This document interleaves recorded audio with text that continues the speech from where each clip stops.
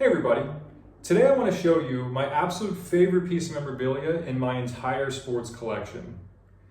This is a jersey of a player named Deathblow. Now you might be wondering, when did a guy named Deathblow ever play professional football?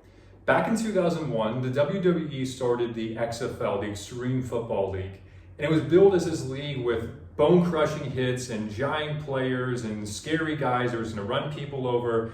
It was meant to be a much more violent, kind of dangerous version of football. And if you're around the same age as me, you tuned in to watch the XFL in the opening couple of weeks to see that football in action. And ultimately it turned out that the XFL was kind of just a minor league football organization. But the XFL left us with some incredible pieces of sports Americana, and this jersey right here is one of them. This jersey was worn by a guy named Jamal Duff, and he went by the name Deathblow, obviously, because the players were allowed to pick the nameplates that appeared in the back of their jersey.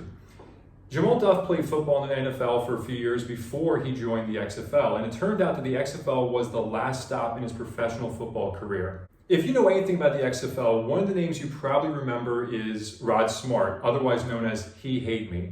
That was the name that Rod Smart had in the back of his jersey.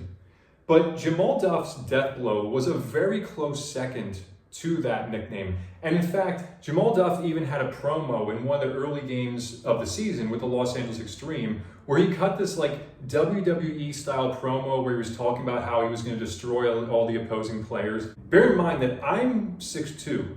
Look how big this jersey is standing next to me. That's how big that Jamal Duff was. He looked like somebody that was going to come over the top rope in a death match in the WWE and just, bring chaos into the ring. This jersey right here is the jersey that he wore in the XFL Championship, otherwise known as the $1 Million Game. The thing that made it possible for me to photo match this jersey to grainy XFL footage is all of the paint stains on the front of the jersey.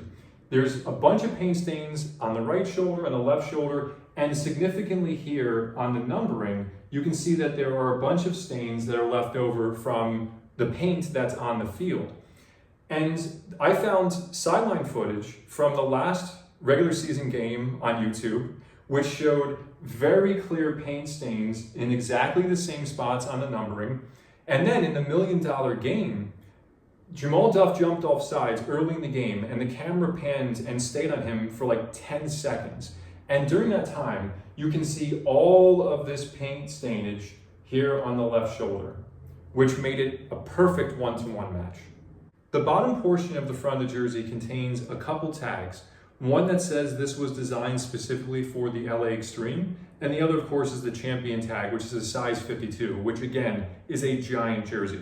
Now, one thing I want everyone to keep in mind is that just because you see a tag on the front of the jersey that says it was engineered for the team, doesn't necessarily mean it was worn by a player in a game, or even that the team owned the jersey at any point.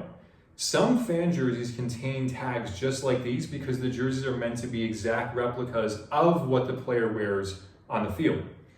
But when you see all the paint stains and when you can match it to a broadcast or photos from the game, that's when you know the jersey was worn in the game by the player.